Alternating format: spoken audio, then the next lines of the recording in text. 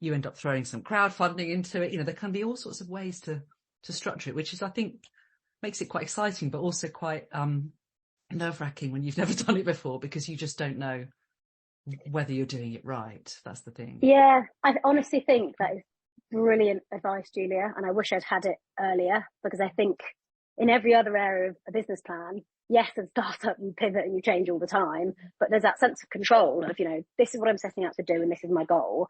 And so many times during the fundraising journey, it changed. And just being comfortable of communicating to people that have already committed that, I said that was evaluation, now evaluation is this. We said this was the business plan. We said this was going to be what next year's sales are, now it's changed.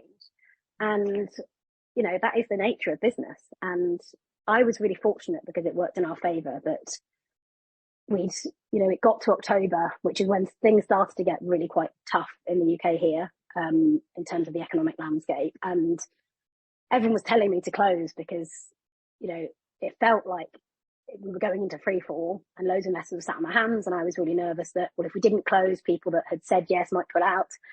But then I went over to the US, and from that moment, actually in October, Sephora increased their commitment to us 3 times. So it started that we were going to be launching just online with 2 of our ranges, and we went to be launching all 3 ranges. And then we got confirmation they wanted to launch us in stores. So we'd be the first ever UK intimate care brand in a Sephora store.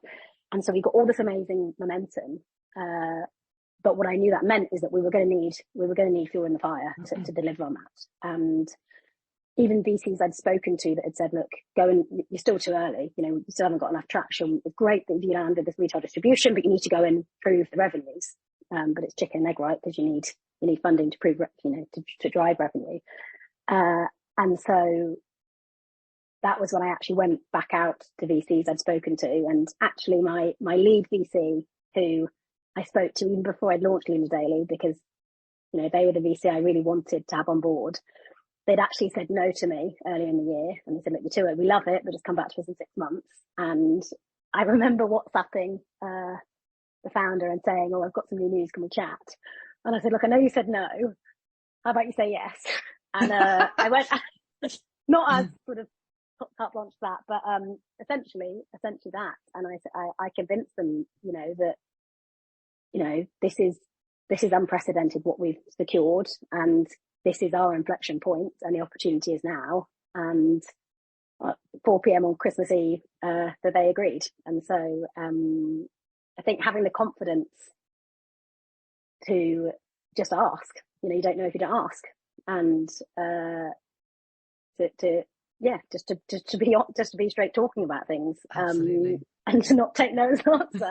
And it's funny now because we went for celebratory drinks a few weeks ago, and I was recalling that week when they said no, and he was like, we never said no, did we? And I was like, yeah, you did. He was like, I don't remember that. And I was like, I do. Selective memory there. So many good things. So many learnings from that. Building the relationships with investors, early, which you did a really good job of, I think.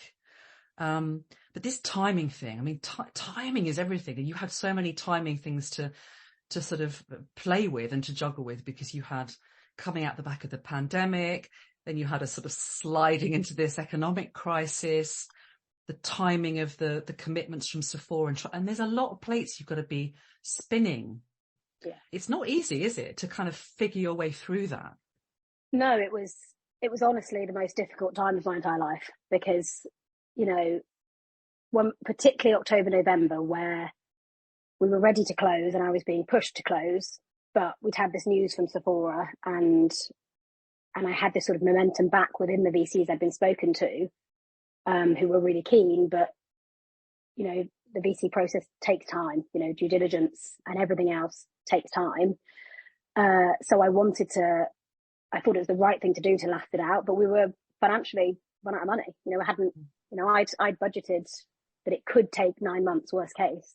And as a startup, I couldn't have started the process much earlier. We were only a month into launch. And so it was really difficult because on a personal level, I've never put myself in a position where I can't pay rent next month. And that's the feeling of, we have no money left.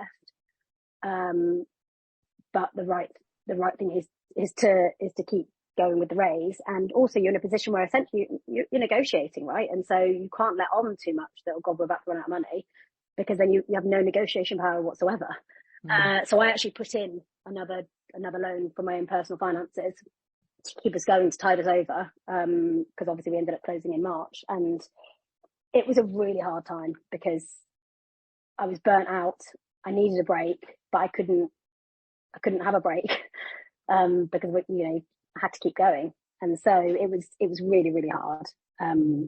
And I'm sure lots have found the sort of tests of fundraising being difficult. Apart from running out of money, I actually really enjoyed the process. I really enjoyed fundraising, but it was really tough.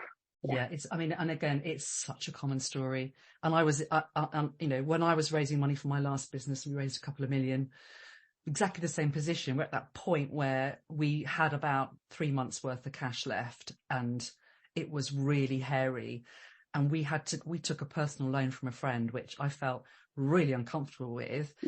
But it was the only way to do it, to bridge that. You have to find a way to bridge it and give yourself that breathing space. But you also know that this is really this is really scary moment, because it all hangs in the balance of you getting that deal. So, but taking that risk, when you believe in your business, you can take that risk. You have to have that belief. You have, which you clearly have. But timing, so stressful. And so, and in that whole process of you going out to do that bigger round, I mean, I guess you must have spoken to quite a few people. What did you get pushback on from people about specific things? What were the things that people were like, not really sure about this? And how? Loads. I mean, it's amazing. And, I've been so inspired by reading other people's stories. And there was one that really stuck with me, which is the founder of Canva. And she was rejected by 100 VCs, and the 101th, she said, was the one that said yes. And I remember reading her story, and I think it was a particularly dark week. I think I had COVID and I was presenting to people, and reading her story really, really helped me, because, Canva, for those that don't know, is I think the highest valued female founded business in the world. So thank goodness she didn't listen to the 100. It was on the one hand, it was almost more frustrating that everybody I met was like, this is such an amazing idea. How has this never existed? This white space opportunity, the timing, everyone was so positive, but then would just go, oh, it's just a bit early. We invested a bit later. It was like, it'd almost be easier if people were like, you know what, it's not a very good idea. It would have been easier. You know what, fine, I won't do it. But to have all this amazing feedback and then be like, come back to us in 6 months, was actually frustrating and exhausting. But when I did get pushback, the number one pushback was, you're just too early. And, I don't know what other brands, we just landed Sephora. We just landed the most prestigious, amazing retailer in the world in their biggest market. And so I don't know what brands that haven't yet landed that are doing. This is a big issue in the UK investment market, I think. Is that inability to take risk. If you're raising in America, it'd be very different. Because people take a bigger risk on an idea, Exactly. And, and so the biggest pushback I had was that you're just too early. You need to go and get more revenue or more proof points. But then there were some really interesting ones that, we're not sure this category opportunity is big enough. And, in our pitch deck, we are, first of all, we're speaking to 51% of the population of vulva. So I'd say that's pretty large. Second of all, we're bridging intimate care and body care. Body care is £236 billion category globally. And we're then tapping into different life stages, so motherhood and menopause, both of which are in double-digit growth. And so, that was difficult. I just disagreed, but the opportunity wasn't there. And then there was just some sort of confusion. So I had one VC who said, well, the vagina is self-cleaning, so you don't think there's a need for this product. And I actually managed to go and meet with them.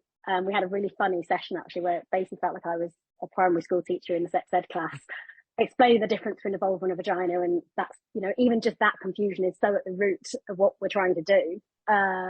That's interesting. And did